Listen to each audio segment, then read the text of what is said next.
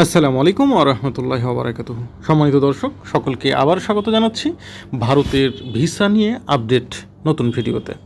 বন্ধুরা, আপনারা তো জানেন যে এই মুহূর্তে যে আপডেট সেটা হচ্ছে প্রতি 15 দিন পর পর স্লট দেওয়া হচ্ছে পরবর্তী 15 দিনের। সেই হিসেবে গত 13 তারিখে সর্বশেষ স্লট দেওয়া হয়েছিল এবং আগামী 27শে অগস্ট আবারও স্লট দেওয়া হবে। যদিও বা মধ্যেখানে অর্থাৎ 24শে অগস্ট কিছু স্লট দেওয়া হয়েছিল, তবে সেটা অতি নগণ্য। এছাড়াও যদিও বা অনেকেই দাবি করেছে যে শুক্র এবং শনিবারেও স্লট খোলা ছিল, তবে এই দাবির প্রেক্ষিতে কোনো যৌক্তিকতা আমি খুঁজে পাইনি বা এমন কাউকে পাইনি যে স্লট পেয়েছে। তবে আপনাদের জন্য জেনে রাখা ভালো, এই মুহূর্তে যারা ভারত ভিজিট করছেন এবং কলকাতায় স্টে করার চেষ্টা করছেন তারা অবশ্যই যদি সম্ভব হয় তাহলে Kolkata, new market, Marquis street এই সমস্ত সাইটগুলো এড়িয়ে চলার চেষ্টা করুন। তো বন্ধুরা, আগামীকালকে হচ্ছে 27শে অগস্ট। আগামীকালকে দেওয়া হবে পরবর্তী 15 কর্মদিবসের স্লট, অর্থাৎ আগামী সেপ্টেম্বর মাসের প্রায় অর্ধেকের স্লট কিন্তু আগামী 27 তারিখে দিয়ে দেবে, এটা মোটামুটি কনফার্ম। এবং স্লটের পরিমাণ কম হবে নাকি বেশি হবে সেটা বোঝা যাবে আগামীকালকেই। স্লট যথারীতি আগের সময়ের মতনই ছাড়বে, তবে স্লট শেষ হওয়ার সময়টা কিছুটা বর্ধিত হবে। যদিও বা এটা 5:30 বা 6টার মধ্যে শেষ হয়ে যাওয়ার কথা, কিন্তু রাত 8টা, 8:30 এবং 9টা পর্যন্তও কিন্তু স্লট বুকিং চলছে। তবে এক্ষেত্রে সবচাইতে যে জিনিসটা বেশি দরকার সেটা হচ্ছে আমাদের ধৈর্য। সবচাইতে আমরা হেরে যাই ধৈর্যের কাছে, কারণ আমরা চেষ্টা করতে করতে হয়তো 1 ঘন্টা 2 ঘন্টা চেষ্টা করছি, তারপরে হাল ছেড়ে দিচ্ছি। কিন্তু দেখা যাচ্ছে যদি এই ধৈর্যটা আমরা ঠিকমতো ধরতে পারতাম তাহলে হয়তো কোনো দালালের শরণাপন্ন হতে হতো না।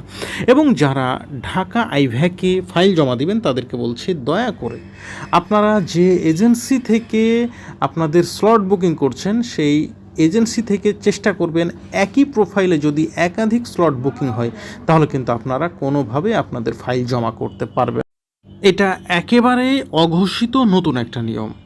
দেখুন প্রিয় ভাইরা, সাধারণত আমরা যারা স্লট নিয়ে থাকি খুব কম মানুষই আছে যারা নিজে থেকে নিজের স্লট নেয়। অল্প কিছু টাকা বা বেশি টাকা বা যাই হোক কোনো একটা ন্যায্য মূল্য পরিশোধ করে বা অন্যায্য মূল্য আপনি বলতে পারেন, সাধারণত এটা দিয়েই কিন্তু আমরা কোনো না কোনো এজেন্সিকে বা কোনো না কোনো দালাল মারফতই আমরা স্লট ধরে থাকি।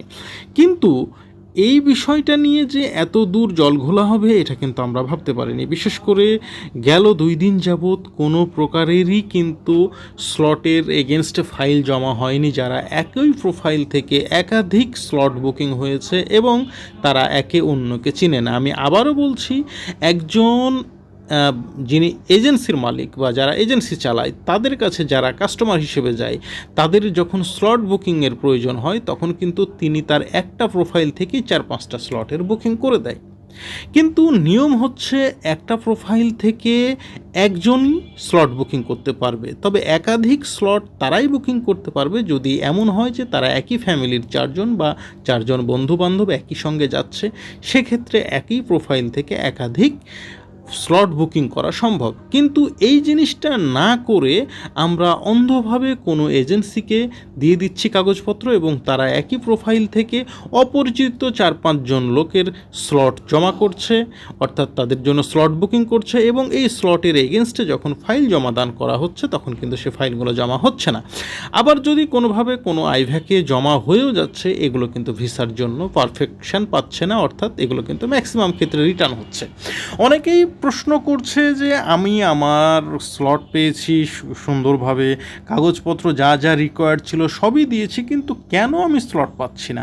সেই উত্তরটা কিন্তু এখানেই আছে। যদি আপনি এই ভুলটা করে থাকেন যে কোনো এজেন্সির কাছ থেকে আপনি স্লট নিয়েছেন, তাহলে নিশ্চিত থাকেন আপাতত আর আপনার ভিসা পাওয়ার সম্ভাবনা নেই।